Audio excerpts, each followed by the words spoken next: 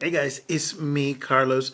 I'm gonna continue today talking about the topic of running, jogging, or even walking as the summer gets weather gets here. How to avoid those common injuries. And previously, I've been talking about the foot pain and how important is having the right pair of shoes. And today, I'm gonna touch briefly on two things: hip pain from running, and also the surface that you're running. Okay, so quick review, and you're gonna put it all together. I'm gonna put the camera down a little bit so you can see. Typically, you wanna get your strike where you're gonna come from the outside of the foot. Let me put it down low, a little lower, to the inside of the toe. So it goes outside to inside. And I'm exaggerating so you guys can see, but that's typically how you wanna go. And it's very minimal, it's like 0.4, zero point 0.6 of a second. But it's very key because when you're looking at, let's say my forearm or my wrist is your navicular where the ankle and the foot meet. That's the joint I was telling you guys about last time, that if it's too rolls in or it rolls out too much, you can be considered pronator or supinator. So when you go to the running stores buying new shoes, when they ask you what kind of running shoes, you got to figure it out. You got to know if you want a stiff shoe or a kind of loose shoe, depending on how your structure on your foot is. And the quick trick is grab the shoe. I'm going to do it real quick here. Hang on a second. If you grab the shoe and then just wring it out. And this is a very unstable shoe. So I will not recommend going on a off the road or trail unless you have real stiff ankles and you know that you're going to be stable enough. But a shoe that you can do this easy, think of it, that's your ankle rolling in and out. Now, as far as the hip, we all know over 60%, I believe it's 63% of women tend to have hip pain and sacral joint pain as a result from walking up hills or running. Okay, that's typically the two injuries. And it kind of manifests via the knee ache and pain, like the achy knee joint, and then before you know it, you have it on your back and your hips.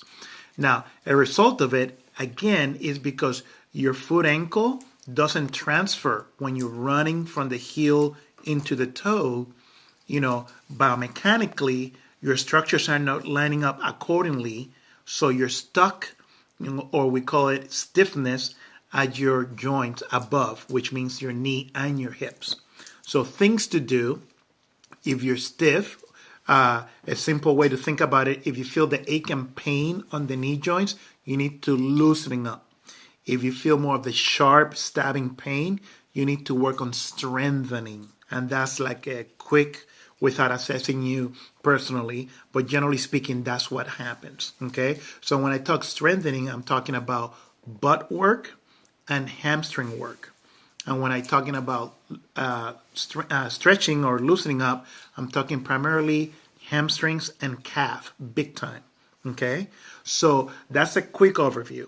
Now, when we're talking about surface where you're running, asphalt, concrete, grass, whatever it is, the more cushion, the more absorption you get every single stride. Remember, you triple the amount of force that goes up your spine, meaning triple the amount of your body weight. So if you're 110 pounds, the amount of weight that goes up your spine, it can be up to 330 pounds. Okay? So if you best you can try to run on grass, hopefully even. If you're stuck to have to run on the street, recommended to run on asphalt more than concrete, all right? And definitely if you run on rocks, it's going to be harder, more traction, right? And also more challenging on your feet, all right? So there you have it. Grass, asphalt, shoes. So keep in mind, again, if you have any questions, let me know. Next time we're going to touch bases on the common knee pains that you're going to run into, hopefully after learning this, you're not, right? With running, walking up hills, or even jogging. All right, talk to you guys later. Bye.